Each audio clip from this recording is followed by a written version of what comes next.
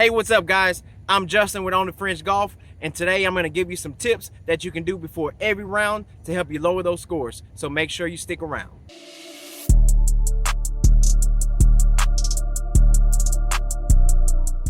Alright guys, so I'm just going to talk you through a little bit about what I do each and every time before I play a round.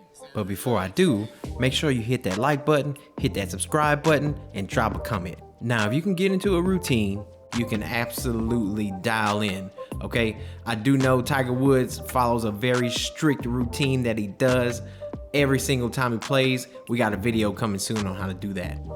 So you may notice I've been hitting one-handed putts. Why on earth am I hitting one-handed putts? Well, what this is doing is I'm really dialing in my speed here.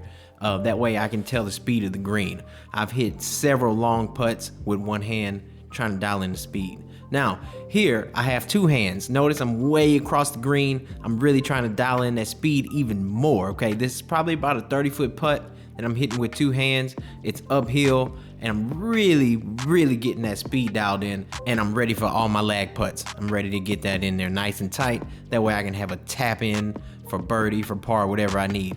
This leads to what I like to call stress-free golf, okay? Every time I'm lag putting, I want that thing within a 2-foot circle. That'll give me stress-free. I go in, knock it in, going with the day. So this putt that I'm working on is downhill, okay? Once again, speed control. That's what I'm working on right now. I want to make sure my speed is on point, okay?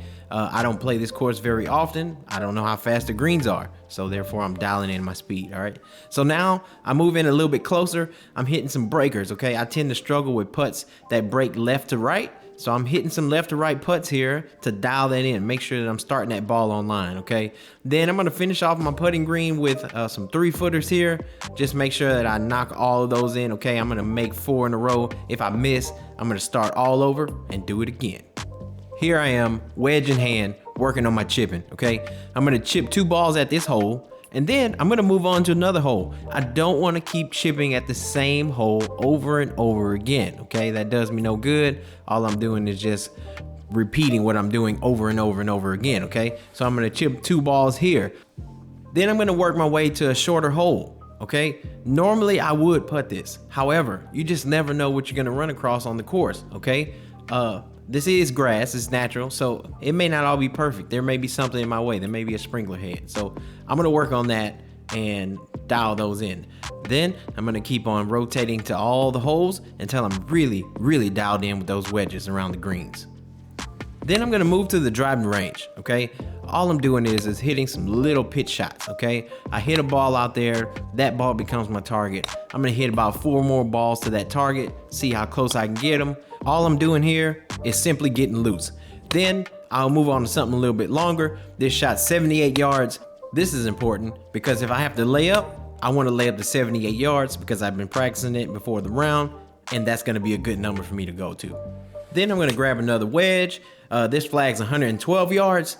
I'm gonna take a couple of shots at that one. Remember, 112 yards. So if I need to lay up, if I can't reach 76, 112 will be a great number for me to lay up to because I've been practicing. Then I'm just gonna keep hitting shots back and forth between 112 and 76, really working on my feel.